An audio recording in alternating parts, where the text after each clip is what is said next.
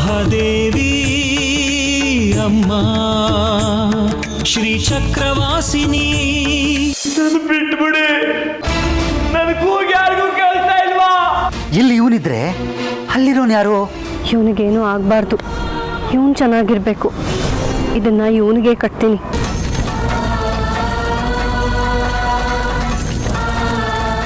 ಕಟ್ಟು ಜಾಜಿ ಕಟ್ಟು. ಆ ಕುರುಪಿ ನಮ್ಮ ಯೋಜನೆಗಳನ್ನೆಲ್ಲ ವಿಫಲಗೊಳಿಸಿದ್ದಾನೆ ಮಣಿಕಂಠ.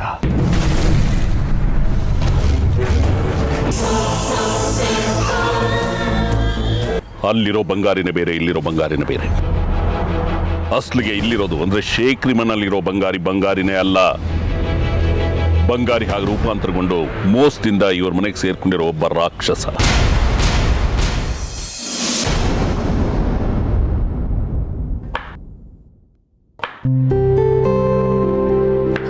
ಜಾಜಿ, ನೀನೇನೇ ಹೇಳು, ಇತ್ತೀಚೆಗೆ ಬಂಗಾರಿ ವರ್ತನೆನೇ ಬದಲಾಗಿದೆ. ಅವನು ಮೊದಲಿನ ತರ ಇಲ್ಲ. ಮೊದಲು ಪೆದ್ದನ್ ತರ ಇದ್ದ, ಈಗ ಒಳ್ಳೆ ದೊಡ್ಡ ಗಂಡಸ್ ತರ ಆಡ್ತಾನೆ.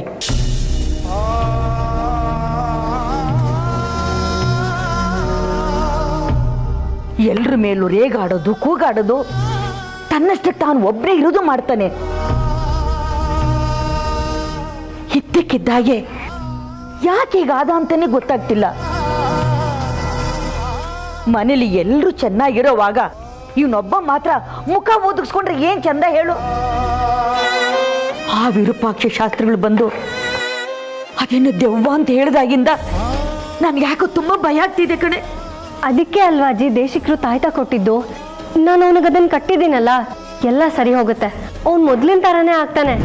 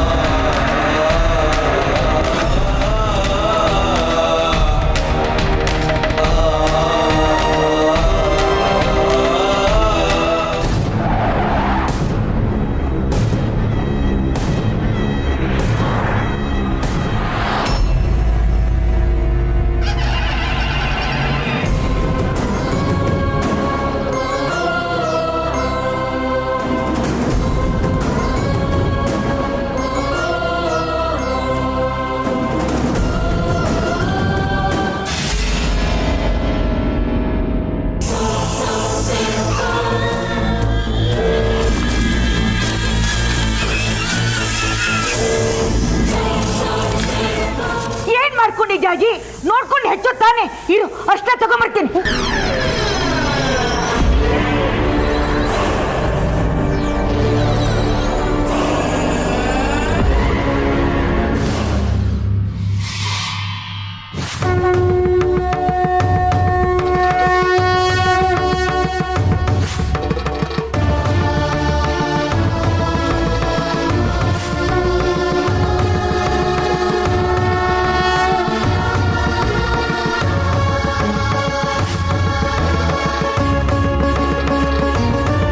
ಬಂಗಾರಿ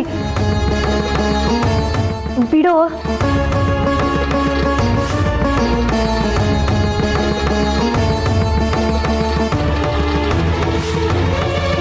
ಕೈ ಬಿಡೋ ಬಂಗಾರಿ. ಬಂಗಾರಿ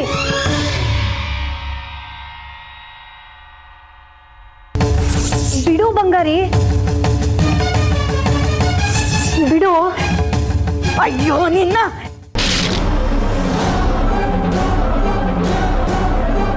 ಬಸ್ರಿ ಹೆಣ್ಮಗಳ ಕೈಯಿಂದ ಈ ರೀತಿ ರಕ್ತ ಹೀರ್ತಾರೇನೋ? ನಿನಗೇನು ಬಂದಿದೆ ದೊಡ್ಡ ರೋಗ? ಹೋಗ ಇಲ್ಲಿಂದ, ಹೋಗ.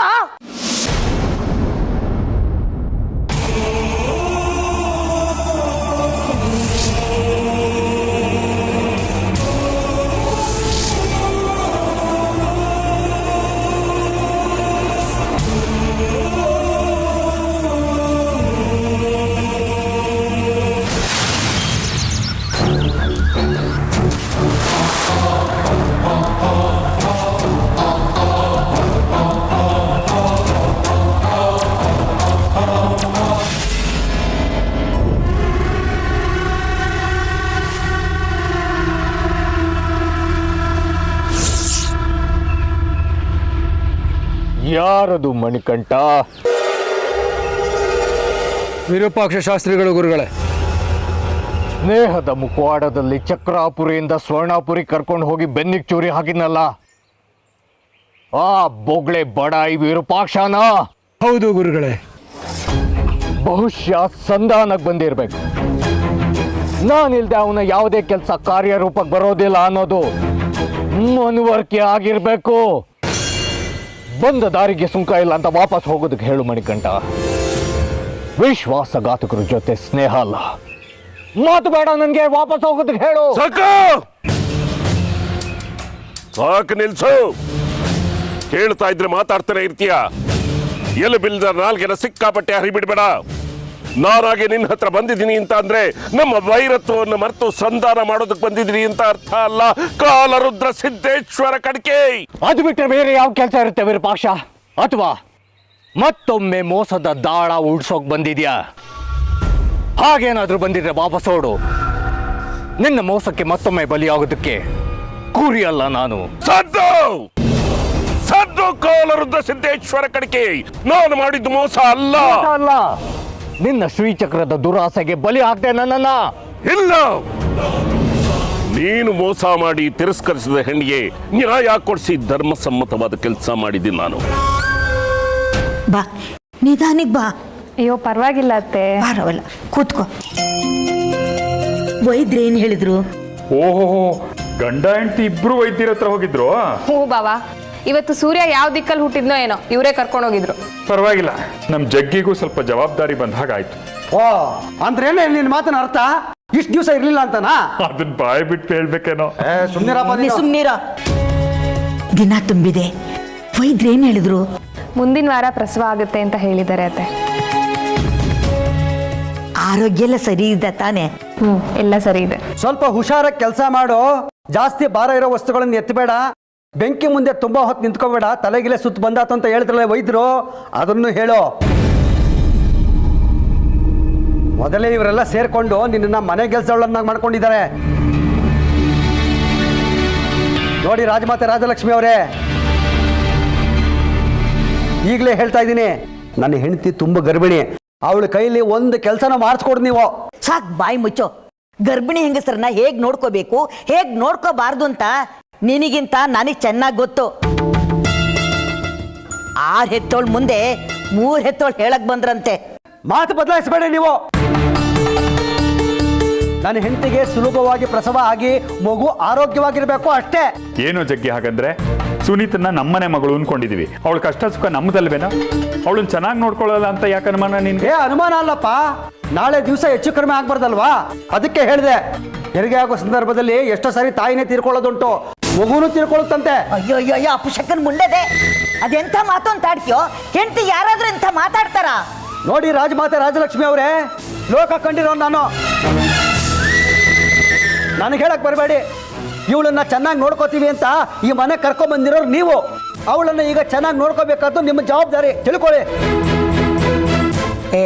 ಕಂಡಿದ್ದೀನಿ, ಸುಮ್ನಿರೋ. ನನಗೆ ಹೇಳ್ಕೊಡಕ್ ಬರ್ತಾನೆ. ಸ್ವಲ್ಪ ಬಾಯಿ ಮುಚ್ಕೊಂಡಿರೋದಕ್ಕೆ ಏನ್ ತಗೋತೀರಾ? ಈ ಮಗುನ ವಿಷ ಹಾಕಿ ಕೊಲ್ಲಕ್ ಬಂದಿದ್ರಿ ನೀವು. ಆಗ ನಿಮ್ಮಿಂದ ಕಾಪಾಡಿ ನನ್ನನ್ನ ಇಲ್ಲಿ ಕರ್ಕೊಂಬಂದು ಆಶ್ರಯ ಕೊಟ್ಟಿದ್ದು ಇವ್ರೇನೆ. ಇವ್ರಿಗೆ ಅಂತೀರಾ? ನಿಮ್ ತರ ಕೊಲೆಗಡಕರಲ್ಲ ಇವ್ರು. ಅಲ್ಲ ಕಣಿ ಸುನೀತಾ, ಆಗ ನಮ್ಮಮ್ಮಂಗೆ ಕಂಟಕ ಇದೆ ಅಂತ ಜೋಯಿಸರು ಹೇಳಿದ್ರು. ನನಗೆ ಮಗು ಹುಟ್ಟಿದ್ರೆ ನಮ್ಮಮ್ಮ ತೀರ್ಕೋತಾರೆ ಅಂತ ಹೇಳಿದ್ರು. ಅದಕ್ಕೆ ಮಗು ಬೇಡ ಅಂದಿದ್ದಪ್ಪ. ಮತ್ತೀಗೇನಾಯ್ತು?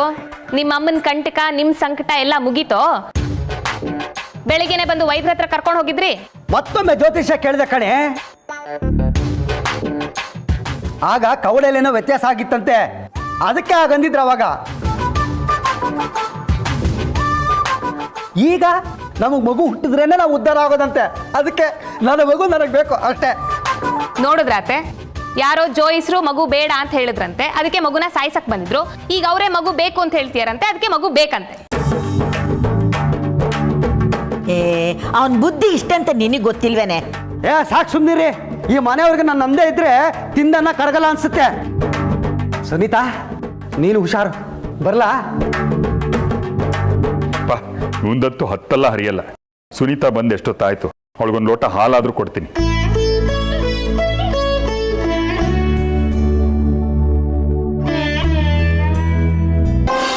ನೋಡ್ ಕಡ್ಕಿ, ಆಗ ಹೋಗಿದ್ರ ಬಗ್ಗೆ ಮಾತಾಡಿ ಸಮಯ ವ್ಯರ್ಥ ಮಾಡೋದಕ್ಕೆ ನನಗೆ ಇಷ್ಟ ಇಲ್ಲ.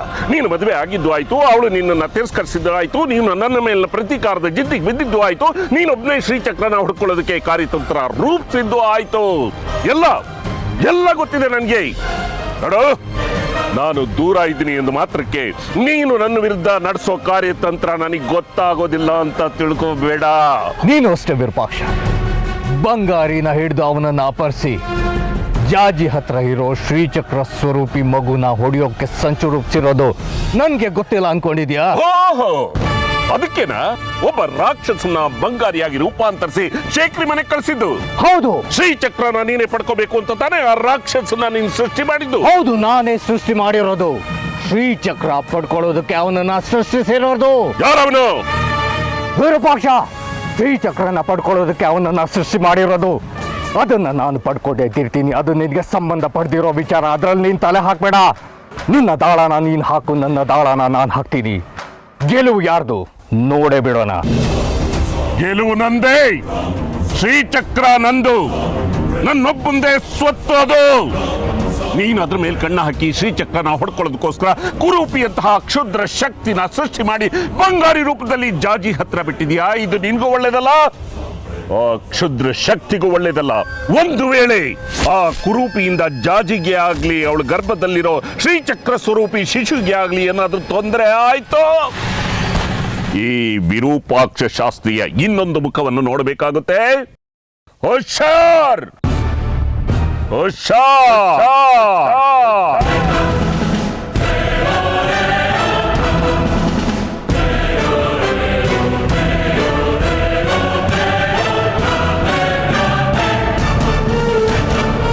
ಏನಿದು ಗುರುಗಳೇ, ಶಾಸ್ತ್ರಿಗಳು ಈ ಥರ ಧಮಕಿ ಹಾಕಿ ಹೋಗ್ತಾ ಇದ್ದಾರೆ? ಆ ಕಡೆ ನೋಡಿದ್ರೆ ಕುರೂಪಿನ ಮಿಡ್ತದಲ್ಲಿಲ್ಲ, ಈ ಕಡೆ ನೋಡಿದ್ರೆ ಶಾಸ್ತ್ರಿಗಳು ಎಚ್ಚರಿಕೆ ಕೊಟ್ಟು ಹೋಗ್ತಾ ಇದ್ದಾರೆ. ಅತ್ತ ದರಿ ಇತ್ತ ಪುಲಿಯನ್ನಾಗೋಯ್ತಲ್ಲ ಗುರುಗಳೇ ನಮ್ಮ ಸ್ಥಿತಿ. ಮಣಿಕಂಠ, ವಿರೂಪಾಕ್ಷನ ಬಗ್ಗೆ ತಲೆ ಕೆಡಿಸ್ಕೊಳ್ಬೇಕಾಗಿಲ್ಲ.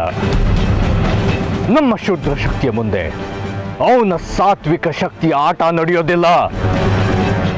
ಆದ್ರೆ ನಾವು ತಲೆ ಕೆಡಿಸ್ಕೋಬೇಕಾಗಿರೋದು ಕುರೂಪಿ ಬಗ್ಗೆ. ನಾವು ಕೊಟ್ಟಿರೋ ತಾಯ್ತಾ ಕೆಲಸ ಮಾಡ್ತಾ ಇಲ್ಲ. ಹೇಗಾದ್ರೂ ಮಾಡಿ ಕುರೂಪಿನ ನಮ್ಮ ಕಡೆ ಒಲ್ಸ್ಕೋಬೇಕು. ಉಪಾಯವಾಗಿ ಜಾಜಿನ ಅವನು ಕೊಲ್ಲೋ ನಿರ್ಧಾರನ ಕೈ ಬಿಡೋ ಹಾಗೆ ಮಾಡಬೇಕು. ಹಾಗೆ ಮಾಡೇ ಮಾಡ್ತೀನಿ, ನಡಿ.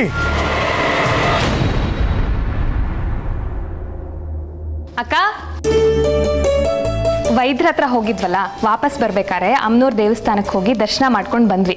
ಅರ್ಚಕರು ಪೂಜೆ ಮಾಡಿ ಇದನ್ನ ಎಲ್ಲರ ಕೈಗೂ ಕಟ್ಟೋದಕ್ಕೆ ಹೇಳಿದ್ದಾರೆ. ಇಟ್ಕೊಳ್ಳೆ.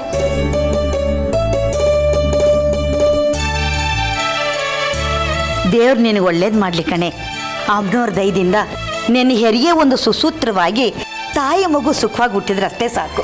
ಅಜ್ಜಿ, ತಾಯಿ ಈಗಾಗಲೇ ಹುಟ್ಟಾಗಿದೆ, ಮಗು ಒಂದು ಹುಟ್ಟೋದು ಬಾಕಿ. ಮಗು ಹುಟ್ಟೋದು ಅಂದ್ರೆ ತಾಯಿಗೆ 2ನೇ ಜನ್ಮ ಬಂದ ಹಾಗೆ. ಅಕ್ಕ, ನೀನ್ ಏನೇನೋ ಹೇಳಿ ಅವಳನ್ನ ಹೆದರ್ಸ್ಬೇಡ. ನೋಡು ಮುಖ ಹೇಗ್ ಮಾಡ್ಕೊಂಡಿದ್ದಾಳೆ ಅಂತ. ಹೌದು, ಬಂಗಾರಿಯಲ್ಲಿ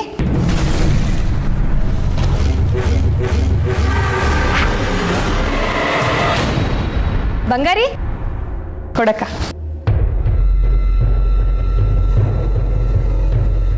ಬಂಗಾರಿ, ಕೈ ಕೊಡೋ, ದಾರ ಕಟ್ತೀನಿ. ಬೇಡ.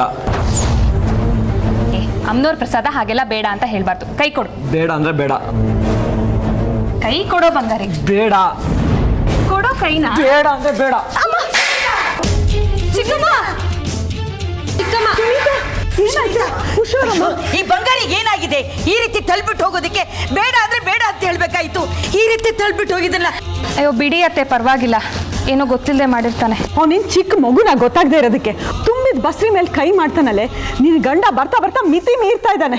ನಡಿ ಒಳಗೆ, ನಡಿ ನಡಿ, ಹುಷಾರ್ ಕರ್ಕೊಂಡು ನಡಿ. ಬಾ.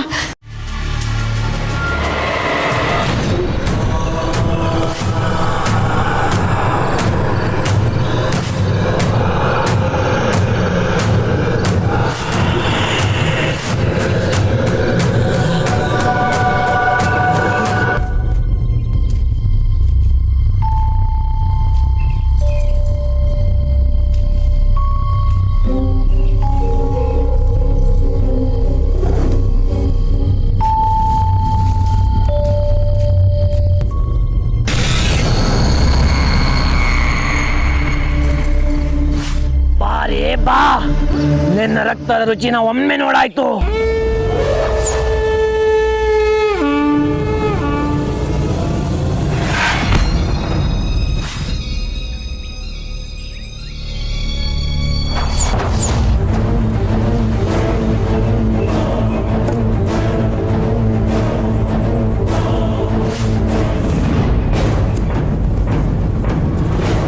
ಬಾ, ನಿನ್ನ ರಕ್ತನ ಹೀರಿ ನನ್ನ ಸೇಡನ್ನ ತೀರ್ಸ್ಕೊತೀನಿ. ಬಾ ಬಾ ಬಾ.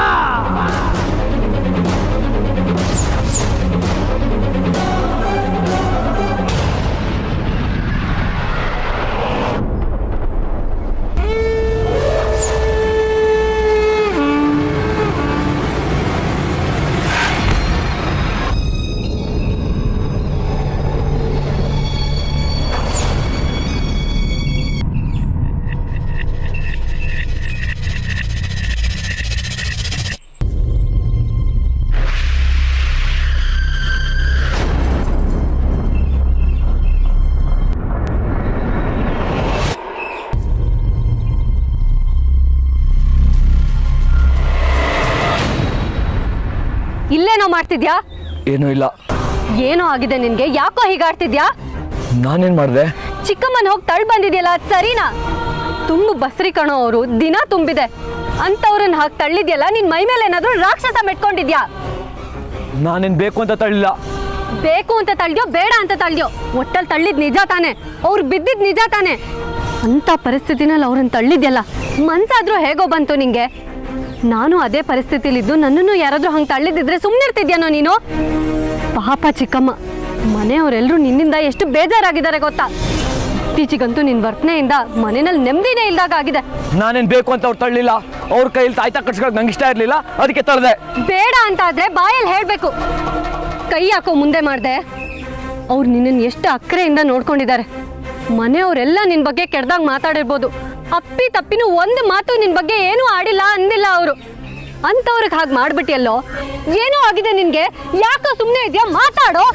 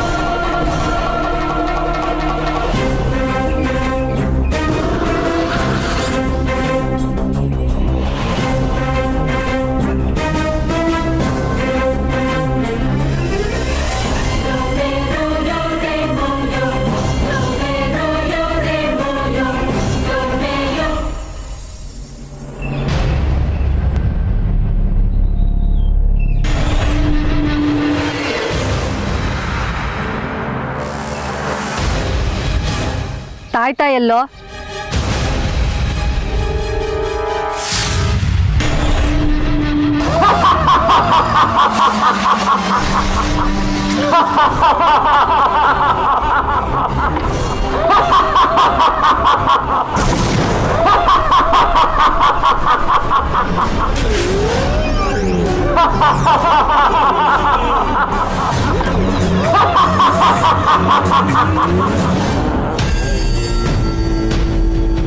ನಾನ್ ಕಟ್ಟಿದ ತಾಯ್ತಾ ಎಲ್ಲೋ? ತಾಯ್ತಾ ಬಿಸಾಕ್ಬಿಟ್ಯಾ? ಅದನ್ನು ಬಿಸಾಕ್ಬಿಟ್ಯಾ? ನೀನ್ ಮಾಡೋ ಕೆಲ್ಸ ಒಂದೊಂದಲ್ಲ. ಯಾವ್ದನ್ನು ನೆಟ್ಟಿಗೆ ಇಟ್ಕೊಳ್ಳೋದಿಲ್ವಲ್ಲೋ? ಎಲ್ಲೋ ಹಾಕ್ದೆ ಅದನ್ನ, ಎಲ್ಲೋ ಬಿಸಾಕ್ದೆ? ನಾನೇನ್ ಬಿಸಾಕ್ಲಿಲ್ಲ. ಮತ್ತೆಲ್ಲ ಹೋಯ್ತು? ಕಳೆದೋಯ್ತು.